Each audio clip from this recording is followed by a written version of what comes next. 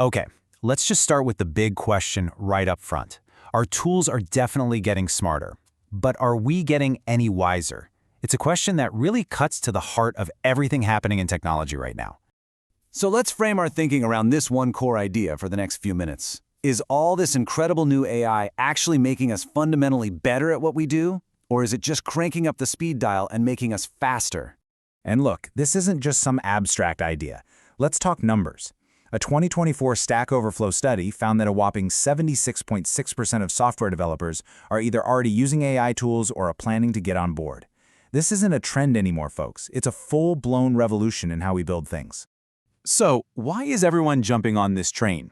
Well, it's one word: productivity. Plain and simple. That same study found that engineers using these tools are reporting a productivity jump of over 35%.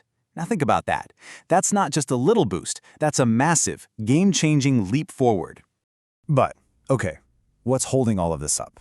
The entire AI and software world is built on a massive foundation of open source code. And I want you to try and wrap your head around this number. Research from Harvard estimates it would cost $8.8 trillion to replace it all. It's the invisible plumbing that powers our entire digital world.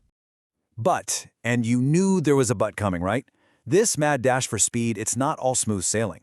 This incredible efficiency comes with some pretty serious growing pains, some hidden risks that are bubbling right under the surface. And here's one of those risks. I bet you felt this yourself. You ever get into a really deep conversation with a chatbot? It starts off great, super snappy, but then, as you keep talking, it starts to drag. It gets slower and slower until it's almost unusable. It's a flaw baked into the design. And this chart? This shows you exactly what's happening. See that red line shooting up? That's your standard AI chat. The response time just goes through the roof. It goes from a second to way too long. It completely kills your momentum. Now that flat blue line? That's interesting. We're going to come back to that. So what in the world is going on here? Well, it's a memory problem. Imagine if, every time you talk to a friend, you had to first repeat your entire conversation from the moment you met. That's basically what the AI is doing. It's rereading and reprocessing everything from the very beginning. It's no wonder it gets so bogged down. And here's the thing. This isn't just an AI problem. This kind of hidden, fragile complexity is, well, it's everywhere in the software we use every day. This great analogy for it. We're all building on top of a wobbly dependency tower. It's like a massive game of Jenga, and we're just hoping nobody pulls out the wrong block. And this right here, this shows you just how wobbly that tower really is. Almost 2/3, 64% of the code in an average app is stuff the developers didn't even pick themselves. It just got pulled in automatically. Most of the foundation you're building on is invisible to you. That's a massive, massive blind spot for risk. Okay, so we've got incredible speed, but it's built on these complex, wobbly foundations. So what's the solution? Well, it turns out it's us. The human in the loop is more important than ever. A recent survey found something really interesting. For small, simple tasks, yeah, AI is a rock star. But the moment things get truly big and complex, the quality of what the AI spits out starts to nosedive. You still need a human architect, someone who can see the whole forest, not just the individual trees. And if you need more proof, look at this. This is from a cybersecurity study. You put an AI on its own to find threats, it gets it right about 78% of the time. Okay, not bad.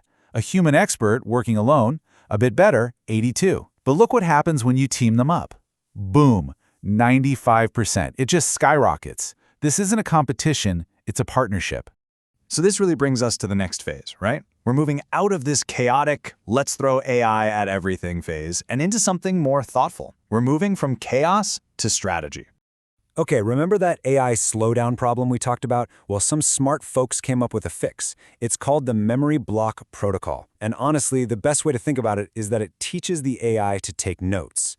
Instead of rereading the whole novel, it just reads its own summary of the last chapter before moving on. Super clever.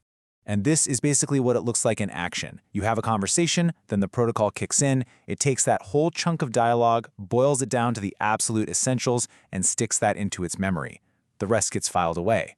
So its working memory stays small, and its responses stay lightning fast. It's genius. And you know what? We're seeing this exact same kind of strategic thinking pop up with open source. It used to be that companies used it just because, hey, it was free. But the smart ones now? They see it as a strategic tool. It's about getting involved, attracting the best engineers, and making the code you rely on safer. And this isn't just a theory, it's happening. We're talking about nearly 2/3 of big financial firms that now have a whole office, an OSPO, dedicated to this. Their entire job is to treat open source like the critical strategic asset it is. So, what does it look like when you put all this together, when you combine smart strategy with that powerful human-AI team-up? Well, let's take a look at a really cool example of the synergy in action. All right, so check this out. In cybersecurity, where the stakes are incredibly high, researchers built a system to find security flaws. But this is not your average scanner. It combines computing that's actually inspired by the human brain with the gut instinct of a human expert. The goal? To think like a hacker, but to do it at machine speed. And the results?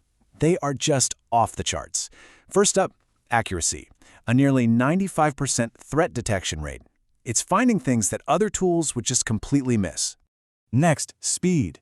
It cut down the time it took for the human experts to make a decision by 76%. See, it's not replacing them, it's supercharging them. It's like giving them a superpower. And maybe the most important part, the people. 92% of the experts who used it said it made them more confident. It made them better at their jobs. That's the real win. And so, that brings us full circle, right back to where we started. Look, our tools are getting unbelievably smart. There's just no question about it. So the real question, the one that really matters, isn't about them. It's about us.